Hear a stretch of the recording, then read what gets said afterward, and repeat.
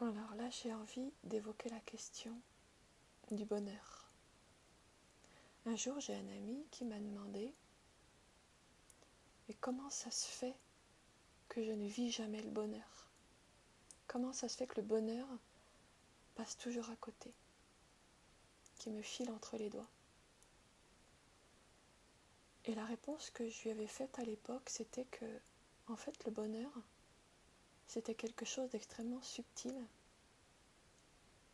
très délicat. Et qu'en fait, souvent, il était là, mais qu'on ne lui prêtait pas attention et qu'il s'en allait aussitôt.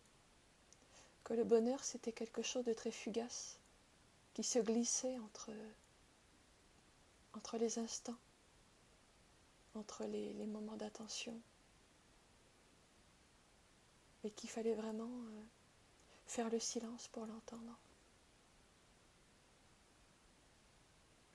Alors aujourd'hui, la compréhension que j'en ai est globalement la même. Elle a un petit peu évolué dans le sens où à l'époque, pour moi, le bonheur était comme une grâce qui nous était donnée et que son aspect insaisissable faisait partie de sa nature. Ce qui n'est pas complètement faux. Mais je suis en train, depuis quelques temps, d'élargir cette compréhension de ce que c'est que le bonheur, qui permet de le rendre un petit peu plus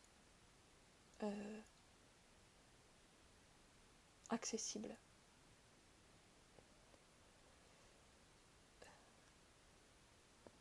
Dans certaines méditations, j'ai pu faire l'expérience.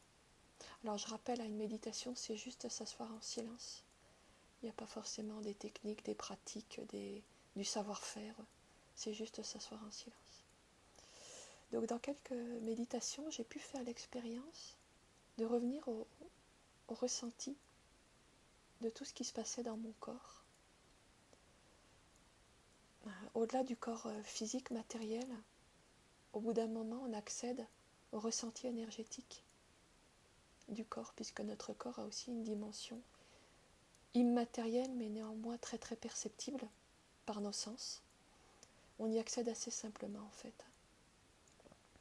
Et donc j'ai pu accéder à ce ressenti subtil, à ce mouvement de la vie, cette espèce de vie première qui court en nous, qui nous anime en permanence, et qui est perceptible pour peu qu'on fasse le silence pour lui prêter attention. Et en fait, je me suis rendu compte que dans ces moments où le silence se faisait, et où je retrouvais le contact avec cette vie subtile et en même temps puissante, qui court dans mon corps physique et dans le vôtre également, je ressentais un apaisement, une douceur, comme une joie sans objet. Quelles que soient mes conditions extérieures. Il se peut qu'à ce moment-là, dans ma vie ordinaire, je sois fâchée avec quelqu'un qui m'est cher. Il se peut que j'ai des inquiétudes pour l'argent. Il se peut que j'ai toutes sortes de contrariétés. Mais dans la parenthèse méditative, dans la parenthèse de silence, tout ça se dissipe. Et dans le contact avec cette énergie subtile, cette vie première du corps, il y a une joie sans objet qui apparaît. Et en fait, le bonheur, c'est ça. Je veux dire, le bonheur qu'on va chercher dans les circonstances, dans les conditions extérieures, on ne le trouve pas, parce qu'il n'existe pas. Le vrai bonheur, c'est en fait la joie sans objet que l'on peut contacter dans cette expérience du silence, où on est à l'écoute de ce que le corps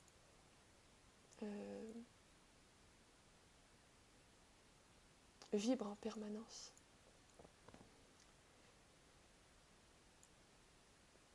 De la façon dont je le comprends aujourd'hui, alors j'ouvre une parenthèse, je ne suis pas du tout une personne éveillée, pour celles et ceux d'entre vous qui trouve cette vidéo sans avoir déjà vu les précédentes. Je ne suis absolument pas une personne éveillée.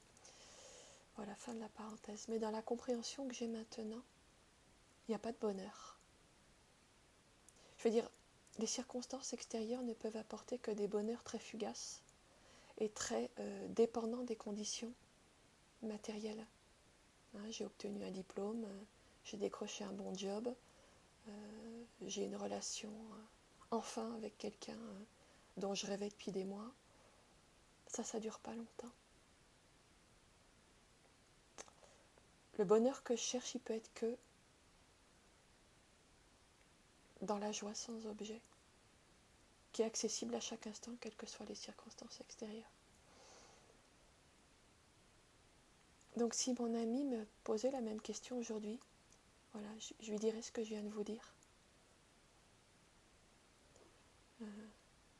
Bon, voilà où j'en suis de mes compréhensions pour l'instant. Peut-être que ça pourra vous donner aussi des compréhensions utiles là où vous en êtes maintenant.